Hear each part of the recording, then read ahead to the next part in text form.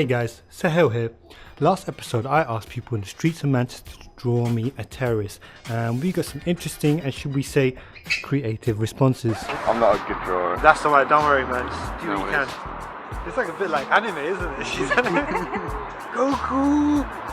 Like a ninja with like a squash in his mouth. Like, If only. Didn't see were the people who told me to piss off, not to mention my computer got nicked just 2 days after we finished filming. Listen, my computer used to be abducted while I was at work. The reason I conducted this little experiment, however, because I wanted you to start thinking about words and their meanings. Now, when you want to know what word means, you search up on Google, right? Despite what a dictionary might tell you, we only understand words by the ideas that we attach to them. Let me explain this with an example. You could say that right now I'm broadcasting this video to you through YouTube. But hundreds of years ago, the word broadcast meant sowing seeds with a sweeping movement of the hand, or a broadcast. Past experiences, sights, sounds, even smells become attached to words, and as these experiences change, so do the meaning of those words and the context in which they are used. Hence, as television and radio became more widespread, our understanding of the word broadcast changed to reflect that. What I'm getting at is, words are just placeholders to ideas, kind of like bookmarks of websites that you visit often. So when I asked people to draw me a terrorist, or tell me what the word means to them, of course it was bound to draw different interpretations depending on their own past experiences. Let me tell you why this is important. If, for example, someone only watched Fox News all day, all they saw were pictures of bearded men holding AK-47s, of course they may start to conflate the word terrorism with ordinary Muslims, Arabs, or just any brown person with a beard. Durka, Muhammad Jihad. Oh, Durka. All jokes aside, this can have real-world consequences. You know that a person is 42 times more likely to be stopped under counter-terrorism laws if they're from an ethnic minority, or that a Sikh man was killed because someone thought he was a Muslim. Now, most of us probably think we're smart enough to make this kind of distinction, but there are other more nuanced questions that are far harder to answer. First up, what do you do about the people that are kind of in between, like a Rabina light extremist or a Diet Coke ISIS? And how do you distinguish a murdering lunatic from a vulnerable youngster? Even if you manage to find all the bad guys, how do you stop new ones taking their place? So we kind of end up in this spiral of questions that seem to get us no closer to solution to the actual problem. Let's just take a second to put this whole issue into perspective. From 2001 to 2011, there were 241 convictions for terrorism in the UK. That's about 20 convictions per year. Now, in comparison, we have up to 600 homicides in the UK a year. Considering this, what is a larger threat to our well-being?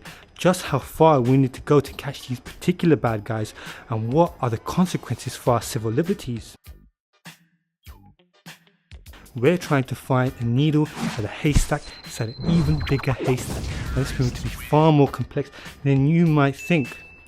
In this series, I want to look at the idea of extremism and what it actually means in the world today.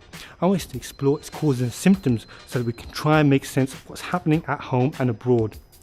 To start this journey of understanding, I'm here in Salford's Media City to speak with an expert.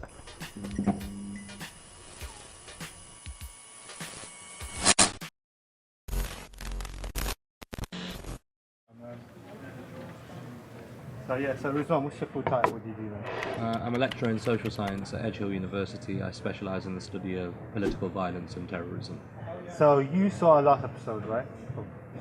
Yes. I could take your word for it. If I was to give you this notepad, do you think you could draw me a terrorist? I could draw you a stereotypical example of what most people perceive to be a terrorist, but there is no particular profile. In your view, what are the main factors that lead to extremism? There are a number of different factors, social, economic, political and ideological, but I would say that the most important one is political. So if we address the political realities of the world which lead to inequality, injustice and a sense of unfairness, what we do is we make the ideology that says, look at this injustice, we must fight it, less appealing. Could you tell us about some of the new government plans to tackle extremism in the UK? The Counter-Terrorism and Security Act 2015 is going through Parliament as we speak. I think it will have a deeply, deeply damaging impact on civil rights, civil liberties and free expression. The legislation will also target universities in particular and restrict free speech on campus, and that's an extremely dangerous thing to do. What are some of the possible consequences for ordinary people?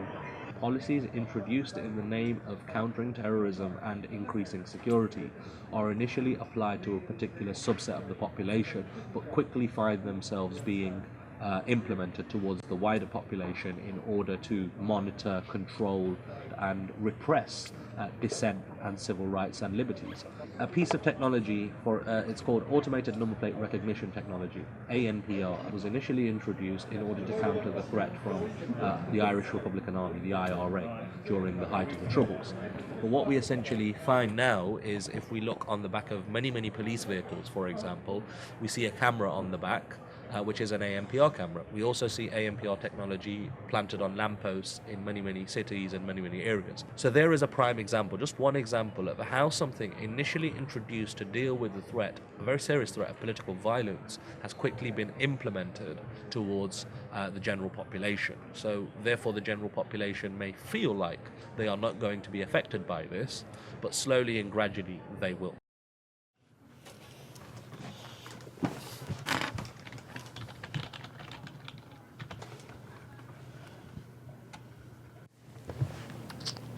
So Rizwaan gave us an interesting perspective on this issue. But as always, there is another side to this story.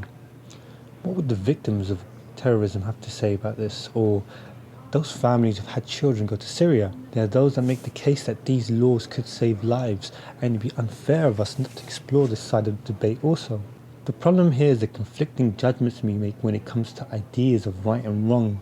How do we balance our right to privacy and freedom of expression with the threat of political violence? Just what is the proportional response? Well, these are issues we'll explore throughout the series. For now, I want us to take a step back from the political and moral debate and return to this idea of the meaning of words. Just what does the word extremism mean? Find out soon.